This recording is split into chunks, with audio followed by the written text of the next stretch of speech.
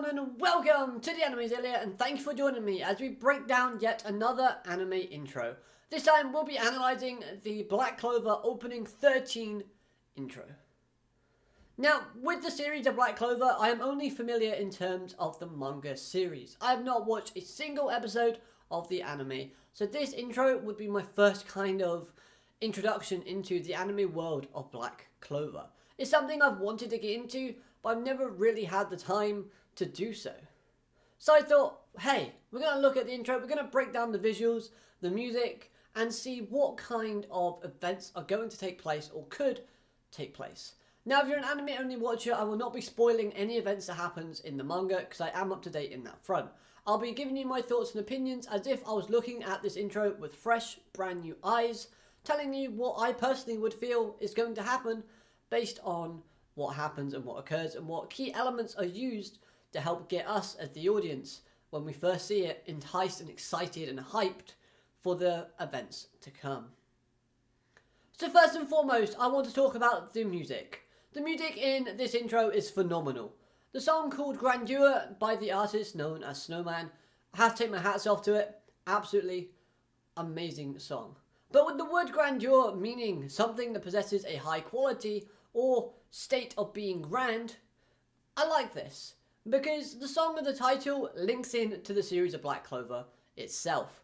If you look at both the story and the adventures of Asta, you can use two words to describe Asta's story and adventure, the characters, the art style, the fight scenes. Two words I would say that fit Black Clover superbly: majestic and grand. While at the same time, you look at the series as a collective, linking all of the arcs and everything that has been added into the Black Clover world and series, and you can definitely say for certain, from the manga perspective and from the anime from what I've heard, it does deliver a high quality.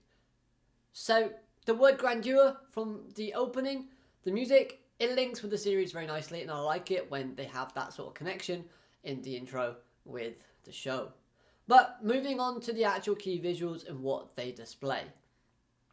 So we start off by seeing a visual of Asta flying through the sky on his sword, not only displaying a new skill, but the background indicates that there is going to be a long distance travelled within the series. So it means that we're going to break out of the Clover Kingdom, we're going to go and explore other avenues of the world of Black Clover and maybe go into some of the other territories. So this I do like, because it expands the world. It gives us a chance to see new people, as we see in this intro, countless new faces that we haven't seen before. So this does excite me when I'm first watching it, because I'm like, Asta's using a new skill, and he's flying off into the distance, which is a pretty far distance, meaning we're going to go places. So this is really good and a good element to start off and get us kind of intrigued as to what's going on. Seeing that shot of Noelle and Mimosa looking a mixture of sadness with that dark tone of the images, giving off the impression that their roles are going to be tied to a new character that appears in the background. But at the same time, that dark tone in the image means that something is not going to go right. Something bad, something big is going to befall these characters. I think Nero is there as well in the image, so what her role is going to be, we just have to wait and find out. But at the same time, this again builds up tension. It builds up this idea that not everything is going to be as easy as we think. We may have just taken down a massive devil and battled some elves, but at the same time, what's to come is going to be even greater of a threat. And we can look at this again and reinforce this, because later on in the intro, we do see Noelle clearly using her kind of water armor technique to fight off against a villain, or someone that definitely looks like a villain but has a wicked design. And yeah, I mean, we're going to see Noelle using her armor again. That's going to be awesome. We're going to kind of see something with the characters of Noelle, Mimosa, Nero, and this mysterious lady that is in the middle of all of them. When you place a character in the middle within a picture, it means they are important. It means that the characters on the outside are going to be focused around. They're going to be kind of intertwined with that middle character. So a great use of visuals, a great use of effects. At first, the scene with Yuno in front of the stained glass painting with that castle and sunset was, I thought, tied with his dreams of wanting to become the Wizard King. However, when you watch a little bit on, we see a montage of images flickering beforehand. Images that could link to Yuno. And the reason to why I say this is because we see Yuno's pendant that he always wears around his neck kind of being shown very briefly. We see Yuno sort of like shouting out using raw emotion in his expressions. And we also see a kind of castle with people walking away from it burning in the background. Could that be the castle that's in that stained glass painting that Yuno stands in front of beforehand? We also do see a couple of other female characters that we do not know the faces or the names of. They seem very in distress, they seem like they're crying, they seem very sad. And this means that whatever is linked to Yuno, whatever his purpose is going to be in this story arc, it's going to be one that reveals some secrets that we don't know of Yuno just yet. As well as the fact is, it's going to be something that is going to be hard for him to overcome and come to terms with. It's going to be very emotional for Yuno's character. He's going to have to develop on an emotional level as well as a physical level. This really does excite me because basically Yuno does have some development throughout the Black Clover series. It's very small, it's very subtle, but at the same time, this could be a big push that his character needs to elevate the character to an even greater standpoint. Again, we can back up the idea that Yuno is going to be intertwined with the story and the plot, because we see him fighting off against what looks to be another one of the villains. Just like Noel, he is fighting a character and having to go into his strongest form. If you remember in the Magic Knights game, and I think with fighting the devil, Yuno has that kind of almost like spirit guardian armor type of thing, where he gets that weird crown and it goes all green around him. We see in the intro very clearly he has to tap into that form in order to combat this enemy. Speaking of villains, this intro clearly wants these three characters to be portrayed and to be viewed as the villains of this next story arc. Simply because we see countless heroes standing up against them, fighting them, and this basically goes to show that these villains, these characters, are going to be amongst the strongest characters and beings that we've ever seen from the Black Clover series. How can we tell this just from the intro? Very easily. We see characters, again, like Noel and like Yuno, standing up against them. We know that those characters are no pushovers. They are strong, integral characters. But then going one step further, showing just how much of a threat this organization, this group, these three people actually are. They ooze confidence. They ooze a dark aura when it comes to their expressions in this intro. But above all else, they have one of them fighting Yami. Yami is the captain of the Black Bulls. He may or may not be the strongest captain within the Black Clover series, but he is phenomenally strong, as we've seen on many, many occasions. He is overpowered and pretty broken with his abilities and skills, yet they're going to have one of the main villains facing off against him. And when they do that, I don't think there's any chance that Yami is going to come out on top. The reason being is, why would you tease a main villain fighting one of your captains without wanting to give the audience that shock reaction of the villain actually destroying a fan favorite and a powerhouse like Yami? Also, this female character, love this character straight off the bat. She has such a great personality and so many good expressions throughout this entire intro. She is my favorite out of the entire intro. Not out of the entire cast of Black Clover, but I mean, just from these visuals alone, love her design, love the way they've showed her expressions, building up her personality before we even meet her. That is just brilliant. Now there's just a few more characters to kind of clarify and to go over. So lastly, we see this character right here. Is he a friend or is he a foe?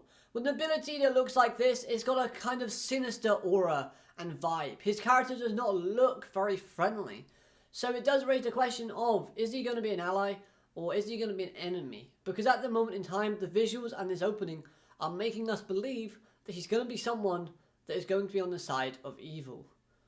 At this moment in time, yeah, I mean, it's all up in the air just based off these visuals. But honestly, the character looks pretty cool. Looks pretty dark and pretty tragic. But again, that just adds to the theme of Black Clover and adds to the fact that this intro is trying to portray the fact that this story arc is going to be a lot darker, a lot more serious, and a lot more sinister. It's going to be something that is even better than the arc beforehand, even darker than the arc beforehand. I love the way that this intro starts with Asta walking through this kind of dark reddish hallway, and then at the end of this intro we end in the exact same place. However, Asta is not standing before you. Instead, it looks to be a devil standing in that hallway. So the question gets asked, what happened to Asta? Where did Asta go? Now this devil does show some similarities to Asta. Is this Asta possessed by a devil? Has that devil that we've seen within his swords finally taken control? We do not know, just from this one visual. All we know is that this devil looks eerily similar to Asta, appears in the same place as Asta did in the beginning, but now we're in the end. So it does kind of raise the question, how is his character, how is this devil going to be intertwined into the story? If it is Asta's devil, I'm a little bit disappointed, simply because we've seen before in this anime that the devil looks very sinister, very evil, very methodical. But at the same time, this one, it looks kind of cool in design, like it looks great, don't get me wrong, but it looks kind of wimpish, not gonna lie. Doesn't look anything like the shadowy figure we've seen before. So if this is in fact going to be related to Asta, we need some good character development in the story to kind of help make it a little bit more interesting. Nevertheless though, I do like the kind of effect of doing that, because it does raise a few questions in your mind as to where did this devil come from? Who is this devil?